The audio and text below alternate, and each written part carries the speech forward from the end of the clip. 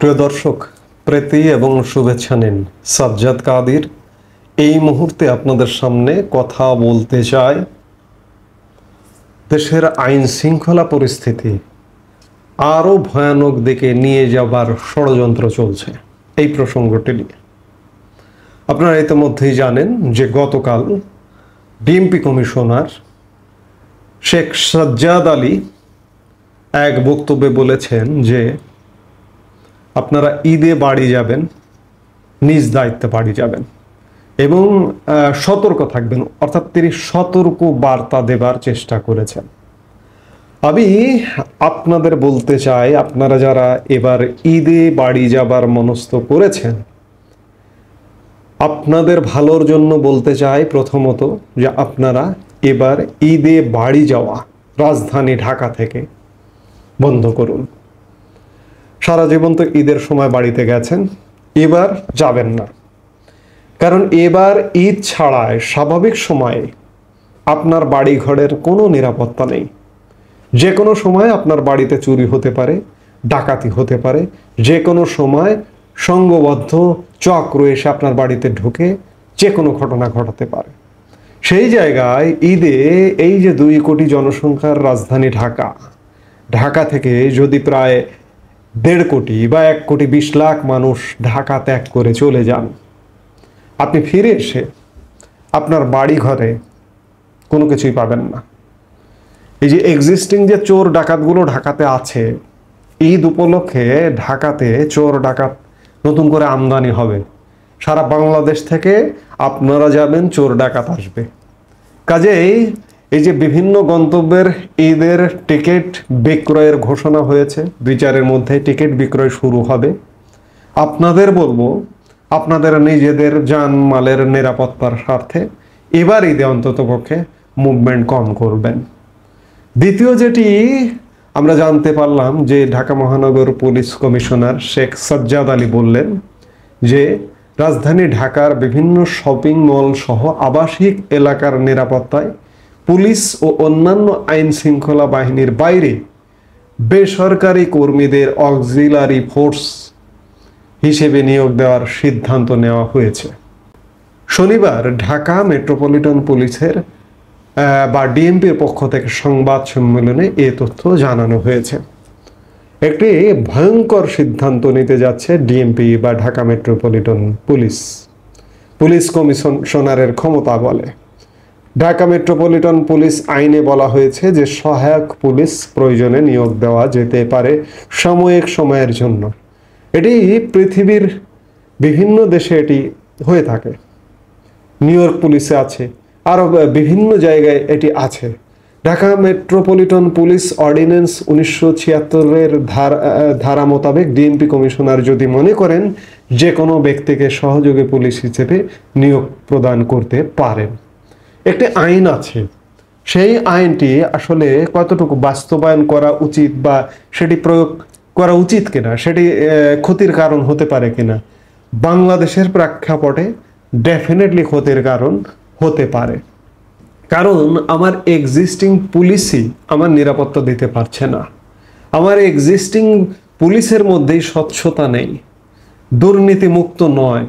সেখানে আমি বাইরে থেকে অক্সিলিয়ারি ফোর্স, বেসরকারি বাহিনীকে আনছি। শুধু তাই নয়, এই যে এই বেসরকারি বাহিনীকে আমি গ্রেপ্তারের ক্ষমতা পর্যন্ত দিচ্ছি। এতে কি হবে? এই আমরা সাম্প্রতিক সময়ে দেখছি যে মব ক্রিয়েশন। তাহলে কি এই অক্সিলিয়ারি ফোর্স, এই বেসরকারি বাহিনীর দ্বারা বৈধতা দেওয়া হচ্ছে মব ক্রিয়েশনকে? আমি গত কদিন আগে আমরা একটি ঘটনা দেখলাম, বড় ধরনের ঘটনা দেখলাম গুলশানে। সাবেক প্রধানমন্ত্রী শেখ হাসিনার রাজনৈতিক উপদেষ্টা এইচ.টি. ইমামের ছেলে তানভীর ইমাম এমপির শ্বশুর বাড়িতে প্রায় 100 খানেক মানুষ এসে রাতের অন্ধকারে এসে তাণ্ডব চালালো। এইরকম যদি এই যে অক্সিলিয়ারি ফোর্সকে আপনি নিয়োগ দেন, এই অক্সিলিয়ারি ফোর্স সেজে পুলিশের বাইরে অক্সিলিয়ারি ফোর্স, তাদের কিছু থাকবে না, ইউনিফর্মও থাকবে না, হাতে নাকি একটা ব্যান্ড বা একটা ব্যাজ থাকবে। এই অক্সিলিয়ারি ফোর্স এসে যদি এই ধরনের তাণ্ডব চালায়, আপনি কি করবেন? আপনি ঠেকাতে পারবেন না। আর সবচেয়ে বড় কথা, আমাদের পুলিশ, নিউ ইয়র্ক পুলিশ আর বাংলাদেশের পুলিশ কিন্তু এক কথা নয়। আমার বাংলাদেশের পুলিশই হচ্ছে দুর্নীতিগ্রস্ত পুলিশ। সেখানে আমি বেসরকারি দুর্নীতির আখড়া তৈরি করবার জন্য বেসরকারি বাহিনীকে আনছি, নিয়োগ দিচ্ছি। গ্রেপ্তার করতে পারবে তারা, অর্থাৎ গ্রেপ্তার বাণিজ্য হবে, তাণ্ডব হবে। আপনি আপনার পুলিশ বাহিনীকে সক্রিয় করতে পারছেন না, আপনি আনছেন বেসরকারি বাহিনীকে। আপনি আগে পুলিশ বাহিনীকে সক্রিয় করে দেখান। আপনি তো পারবেন না, এটি চ্যালেঞ্জ দিয়ে বলা যায়। আপনি পুলিশ বাহিনীকে ধ্বংস করে দিয়েছেন এবং প্রতিনিয়ত ধ্বংসযজ্ঞ চালাচ্ছেন। পুলিশের মধ্যে একটা জনমত জরিপ করে দেখুন তো, এই যে অক্সিলিয়ারি ফোর্স পুলিশ চায় কিনা। কারণ পুলিশ নিজেই এই অক্সিলিয়ারি ফোর্সকে কন্ট্রোল করতে পারবে না। অপরাধ আরো বেড়ে যাবে। আপনি অপরাধ নিয়ন্ত্রণের জন্য এটি করতে চাইছেন। হ্যাঁ, আপনার উদ্দেশ্য হয়তো মহৎ, এবং ঢাকা মহানগর পুলিশের যে অর্ডিন্যান্স, সেই অর্ডিন্যান্সে মহৎ উদ্দেশ্যেই হয়তো এই আইনটি আছে, কিন্তু এই আইনটির অপপ্রয়োগ হবে। কাজেই এই যে ধ্বংসাত্মক যে কর্মসূচি নেওয়া হয়েছে অক্সিলিয়ারি ফোর্স, এটি বন্ধ করুন। এছাড়া বাংলাদেশের মানুষকে, বিশেষ করে রাজধানীর মানুষকে নিরাশ করেছেন। যে এক কথা এটি বোঝাতে চেয়েছেন যে আপনার নিরাপত্তা, নিজের নিরাপত্তা নিজেকেই নিতে হবে। পুলিশ বাহিনীর স্বল্পতা আছে, সে বিভিন্ন কিছু নগ্নভাবে বলেছেন। এতে করে মহানগরের মানুষের মনোবল আরো ভেঙে যাবে, সেই কাজটি করেছেন। পুলিশ যে সক্রিয় করতে পারছেন না, এর পেছনে নানা রকম কারণ। এখনো পর্যন্ত পুলিশের উপর নির্যাতন চলছে, পুলিশকে হয়রানি, পুলিশই পুলিশকে হয়রানি করছে, গ্রেপ্তার করছে, চাকরি থেকে অপসারণ করছে, এবং যারা চাকরিরত আছে তারা নানাভাবে আতঙ্কে দিন পার করছে। এই যে জুলাই আগস্টের যে সহিংসতা, সেই সহিংসতার মধ্যে পুলিশের যে হত্যাযজ্ঞ, অসংখ্য পুলিশ নিহত হয়েছে, তাদের বিচারের পথ রুদ্ধ করা হয়েছে। যে বাহিনীর নিজের সদস্যদের হত্যার বিচারের পথ রুদ্ধ করা হয়, সেই বাহিনীর অবশিষ্ট সদস্যরা কিভাবে কাজ করবে? কাজ করতে দিচ্ছেন না।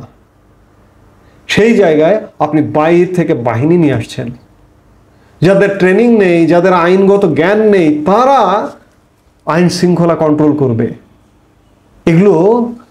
এই ভাবনাগুলো কোথা থেকে আসে?